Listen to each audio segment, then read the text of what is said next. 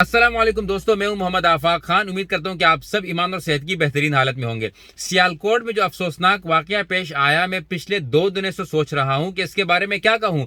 Social media کا رخ کرتا ہوں مزید معلومات کے لیے، تو پتہ چلتا ہے کہ وہاں پر صرف سیاست ہو رہی ہے اور ایک دوسرے کو الزامات دیے جا رہے ہیں، اور سب سے زیادہ بدقسمتی سے الزامات کی زد میں علماء اور مولوی ہیں۔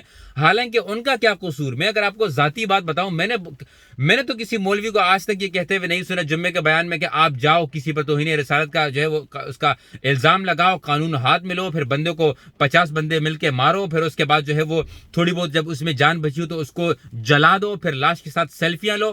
یہ کون سا مولوی کہتا ہے؟ اور جہاں تک اس واقعے کی بات ہے، تمام علماء نے اس واقعے کی مذمت کی ہے۔ میرے دوستوں، یہ جو واقعات ہوتے ہیں یہ جہلا کرتے ہیں، یہ جو اسلام سے دور ہوتے ہیں وہ کرتے ہیں۔ یہاں پر اسلام کا کوئی لینا دینا نہیں ہے، یہاں پر مولویوں کا کوئی لینا دینا نہیں ہے۔ وہ جو وہاں پہ 50 سے 60 لوگ جو موجود تھے، اس میں سے کوئی مجھے دین کے قریب شخص دکھائی نہیں دیا، نہ کسی کی داڑھی نہ کسی کی پگڑی۔ اور اگر ہو بھی، جو بھی یہ دعویٰ کرتا ہے کہ میں نبی پاک صلی اللہ علیہ وآلہ وسلم سے محبت کرتا ہوں، تو اس کے چہرے پر داڑھی ہو نہ ہو، پگڑی ہو نہ ہو، اس کا اخلاق بلند ہوگا، اس کا دل جو ہے وہ نرم ہوگا، اس میں انسانیت کوٹ کوٹ کر بھری ہوگی۔ یہ کہاں کی محبت ہے کہ آپ ایک شخص کو مارتے ہو الزام کی بنیاد پر؟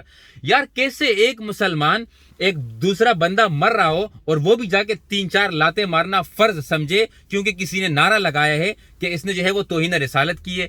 آپ احادیث کو دیکھیں، آپ قرآن کی تعلیمات کو دیکھیں، میں نے علماء کے فتوے دیکھے، یہاں پر انگلینڈ کے علماء کے فتوے دیکھے، پاکستان کے علماء کے بیانات سنے، انہوں نے حدیث پر حدیث پر حدیث نکال کے سامنے لے کر آئے کہ کس طریقے سے کیا حق ہوتا ہے مائنورٹی کا، کیا حق ہوتا ہے ایک غیر مسلم کا جو کہ آپ کے ملک میں رہ رہا ہو۔ اس سے پہلے جو بینک مینیجر والا واقعہ ہوا تھا، وہاں پر بھی لوگوں نے مولویوں کے الزامات دیا، حالانکہ وہی مولوی تھے، انہی میں سے ایک مولوی نے کھڑے ہو کر اسی شخص کے جنازے پر پورے گاؤں کے سامنے ان کو یہ کہا تھا کہ آپ اس بات کی گواہی دیں کہ یہ شخص جو ہے یہ بے گناہ تھا۔ ہمارا مسئلہ اور المیہ یہ ہے، جب کوئی شخص قانون ہاتھ میں لیتا ہے تو پاکستان کو بدنام کرنے کے لیے، مسلمانوں کو بدنام کرنے کے لیے اس نیوز کو بہت بڑھا چڑھا کر پیش کیا جاتا ہے، لیکن جس شخص نے قانون ہاتھ میں لیا ہو اور وہ شخص الزام اس کے اوپر ثابت نہ ہو تو کیوں اس کو کیفر کردار تک نہیں پہنچتے؟ توہین رسالت کے قانون کا مطلب ہرگز یہ نہیں ہے کہ صرف اس کو سزا دی جائے گی جس نے جو ہے وہ گستاخی کی ہو، بلکہ اس کو اس سے سخت سزا دی جائے گی جس نے کسی پر گستاخی کا الزام لگایا ہو، کیونکہ گستاخی ایک شخص نے کی نہیں، آپ نے الزام لگایا، آپ نے نبی پاک صلی اللہ علیہ وسلم کا نام اپنی دنیا کے فائدے کے لیے استعمال کیا، اس سے بڑا غلیظ شخص کوئی نہیں ہو سکتا۔ اور یہ واقعات رونما ہوتے رہیں گے، یہ واقعات لوگ اپنی ذاتی مفاد کے لیے بھی استعمال کریں گے اور کچھ لوگ اصل مقصد سے بھی کریں گے۔ وجوہات کیا ہیں؟ وجوہات یہ ہیں کہ اس قانون پر عمل درآمد نہیں ہوتا ہے۔ ہمارے ملک میں ایکسیڈنٹس کیوں ہوتے ہیں؟ ایکسیڈنٹس کے بعد لوگ بچ کیوں جاتے ہیں؟ لوگ جیل کیوں نہیں چلے جاتے؟ کیونکہ قانون پر عمل درآمد نہیں ہے، تو اس کا راستہ نکال دیا ہے رشوت لے کے آپ بچ جاؤ۔ کرپشن کیوں ہوتی ہے؟ قانون موجود ہے لیکن قانون پر عمل درآمد نہیں ہے، اس لیے وہ لوگ آگے آ رہے ہیں جو اس سیٹ کے قابل نہیں ہوتے۔ اسی طریقے سے توہین رسالت کے قانون پر اگر عمل درآمد کیا جائے، جو شخص کے اوپر الزام ثابت ہو جائے اس کو راتوں رات دوسرے ملک بھیجنے کے بجائے کیفر کردار تک پہنچایا جائے، تو کوئی لوگ اپنے ہاتھ میں قانون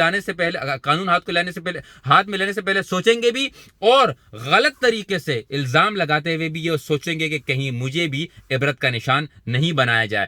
یہ ان لوگوں سے سوال کریں جنہوں نے ان لوگوں کو پیدا کیا ہے۔ یہ اس طرح کے لوگ اپنی سیاست کے لیے، اپنی مفادات کے لیے استعمال کیے جاتے ہیں اور پھر بدنام علماء کو اور اسلام کو کیا جاتا ہے۔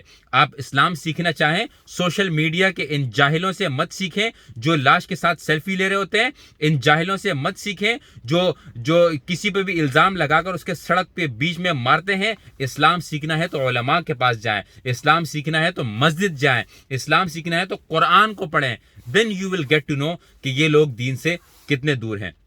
آپ لوگوں سے گزارش ہے کہ اس طرح کے واقعات سے خود کو بھی بچائیں، دوسروں کو بھی بچائیں، اور یہ دعا کریں کہ اللہ تعالی ہمارے ملک کی حفاظت فرمائے اور اس طرح کی جہلا سے ہمارے ملک کو محفوظ فرمائے۔ امید کرتا ہوں اور دعا کرتا ہوں کہ یہ جو الزام لگایا ہے یہ جھوٹ ہو. ہمیشہ جب اس طرح کے الزام کی بات آئے تو آپ یہ دعا کیا کریں کہ وہ جھوٹ ہو, کیونکہ آپ کو تکلیف پہنچنی چاہیے کہ اگر کوئی ہمارے نبی پاک صلی اللہ علیہ وسلم کی شان میں گستاخی کرتا ہے. اس بات کو کبھی مت ویٹ کیا کریں کہ بھئی ایک شخص کا قتل ہوا ہے, دعا کریں کہ الزام سچا ہو. ہمیشہ دعا کریں کہ الزام جھوٹا ہو, تاکہ ہمارے نبی پاک صلی اللہ علیہ وسلم کی شان میں گستاخی نہ ہوئی ہو, اور جنہوں نے اس الزام کو لگایا ہے ان کو کفر کردار تک پہنچانا چاہیے. امید کرتا ہوں کہ آپ اس ویڈیو کو سیاست سے بالا طاق ہو کر, جذبات سے بالا طاق ہو کر, جہالت سے بالا طاق ہو کر سنیں گے بھی اور شیئر بھی کریں گے. Thank you very much. Take care. اللہ حافظ.